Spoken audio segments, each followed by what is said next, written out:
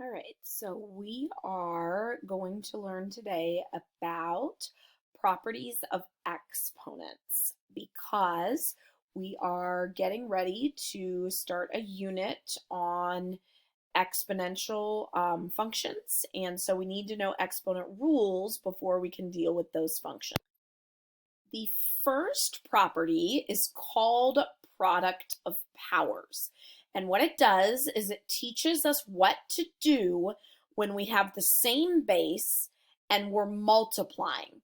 And the rule says that when you multiply powers,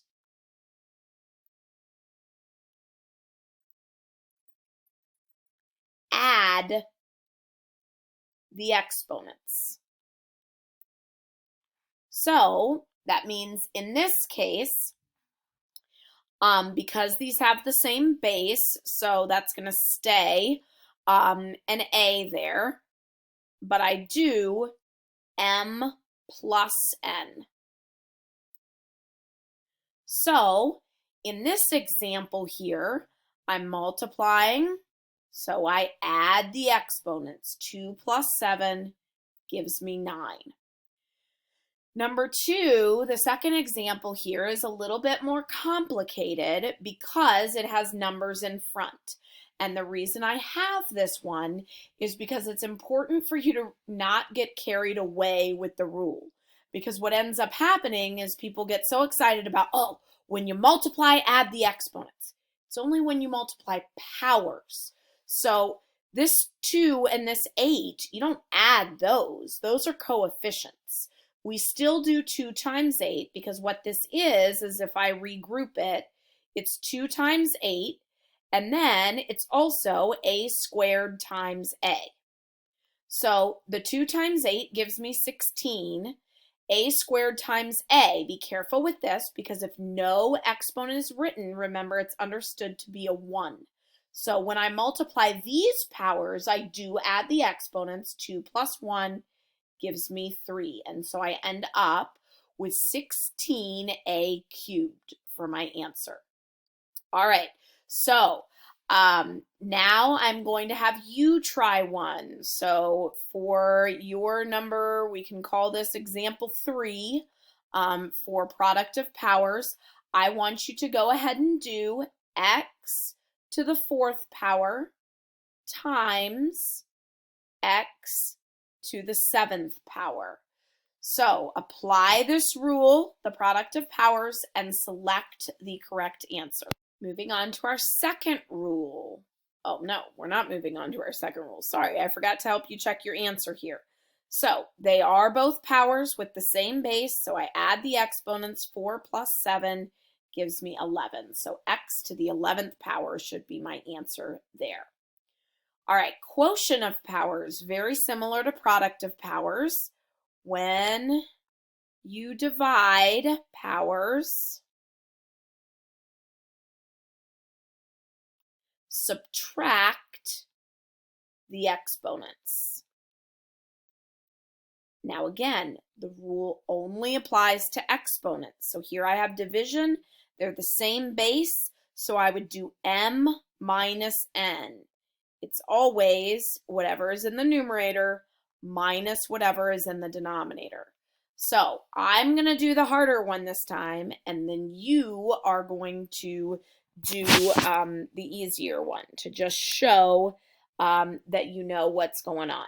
And now again, on this one, be careful because people just start getting carried away like, oh, subtract -2 minus 14. Those are coefficients. Those still need divided. So I might suggest that you kind of separate the pieces out when you do this so that you just have kind of the like terms, if you will. So I've got the coefficients, then the y's, and then the z's. And now I can say, okay, well, -2 divided by 14, that's going to be -1/7. So I put a 7 on the bottom, and I don't need to write a 1. I'm just know that my answer is going to be negative. When I go to the y's, I'm dividing the powers, so I subtract the exponent. 7 minus 5 gives me 2, so y squared. Then 12 minus 8 is 4, so z to the 4th. And that looks more like a 9 than a 4. Sorry about that. Let's fix it if we can. I can use the white kind of like it's an eraser. There we go. That looks a little bit better. Okay, so now I would like you to apply this quotient of powers rule to the example here in 1. So just similar, using this, using what I would have if I had just done this part. Go ahead and tell me what the answer is to a to the 5th divided by a squared. All right, so I would do 5 minus 2, which gives me 3. So a to the 5th divided by a squared is a cubed.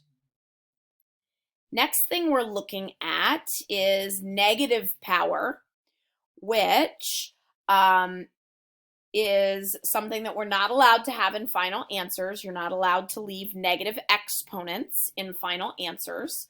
So 1 over a to the n is the same as a raised to the negative n. So the way I like to think about this is we're not allowed to have negative exponents because we don't want people to have negative attitudes. And so what I always say is that when we have an exponent that's having a negative attitude, we send it to the basement, aka the denominator, and it becomes positive. So notice how once it's in the basement, that now is a positive n instead of a negative here. So I'm going to do example 2. So this is a 2-parter. When I have x cubed divided by x to the 5th, I would do 3 minus 5, which is negative 2. So I applied my quotient rule, but I'm not allowed to leave negative exponents in my answer. So I say, okay, this exponent has a negative attitude. I'm going to send it to the basement. And when I send it to the basement, instead of a negative 2, it becomes a positive 2. So x to the negative 2 is 1 over x to the positive 2. So now your turn. Go ahead and do this guy, b to the negative 6th. Send it to the basement to make it positive, and select the answer that this would simplify to. All right, so hopefully you sent it to the basement, and in the basement it's no longer negative, so instead of negative 6, it's positive 6, so 1 over b to the 6th should be your answer. The next property is my very personal favorite because I think it's the easiest, and that is that anything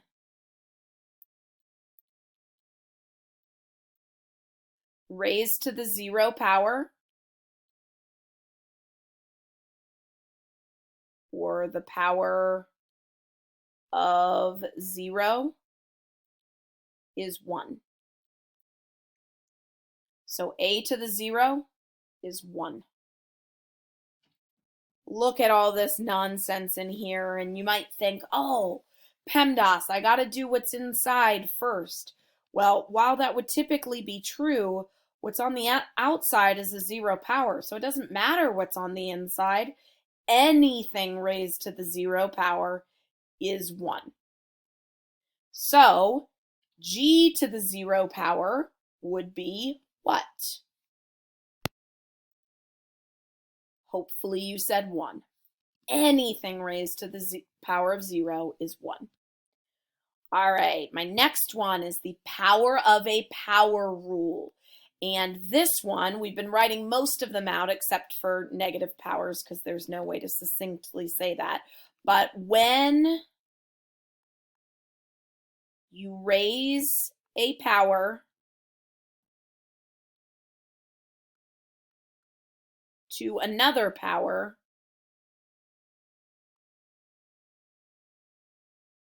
you multiply the exponents.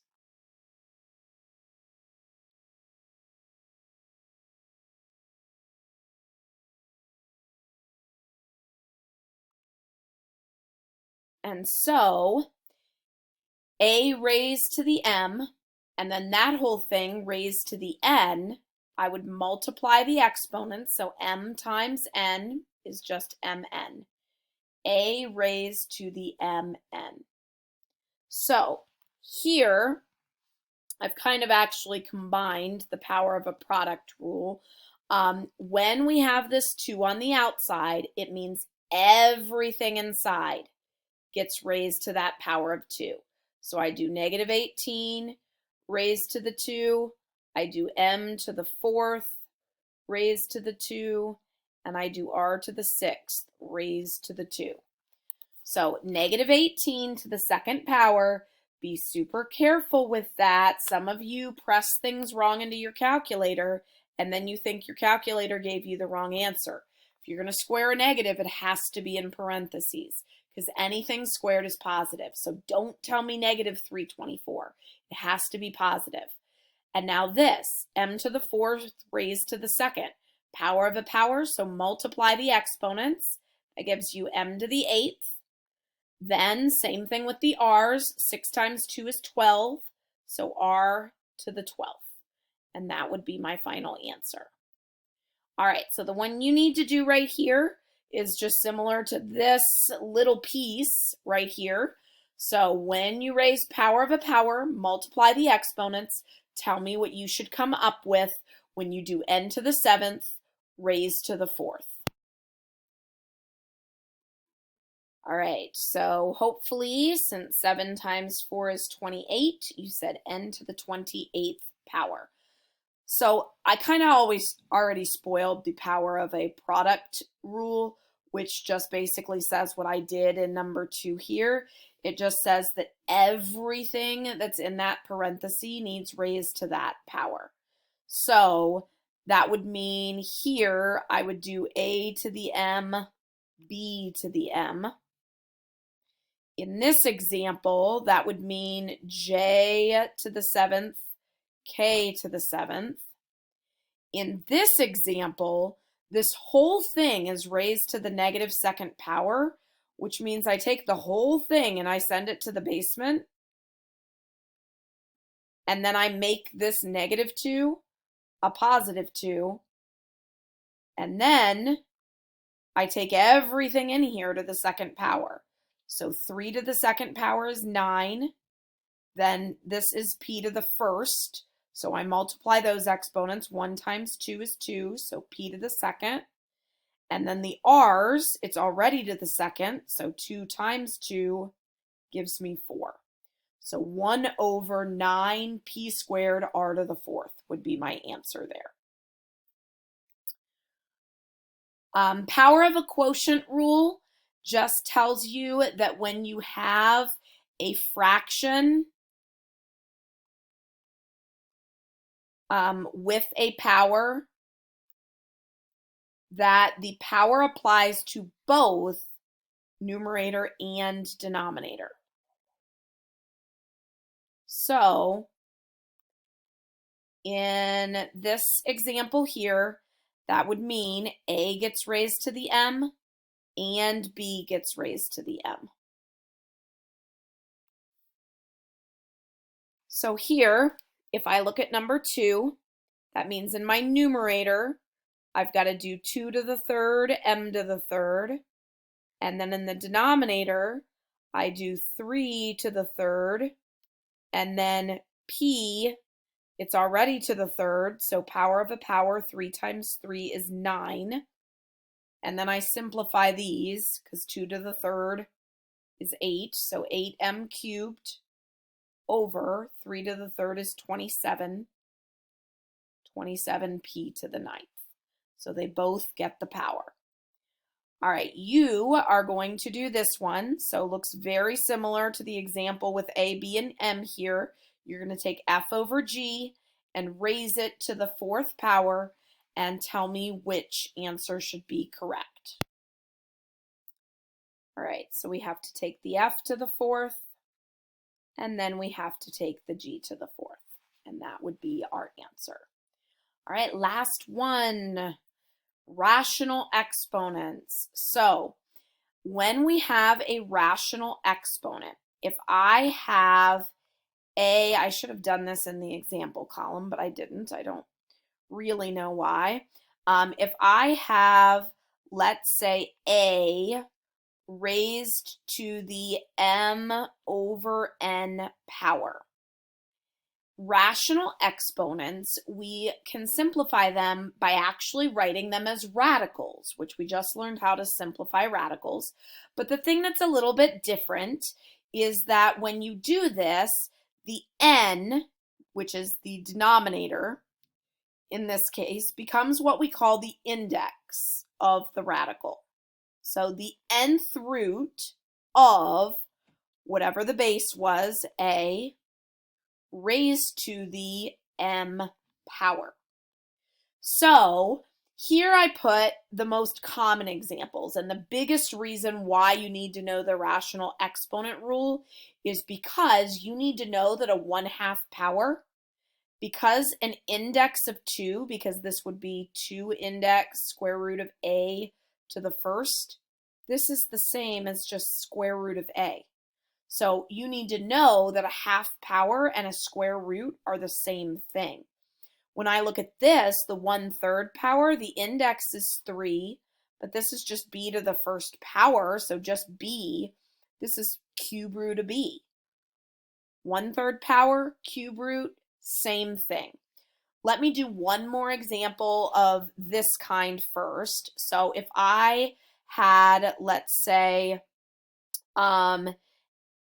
x raised to the 3/4 power.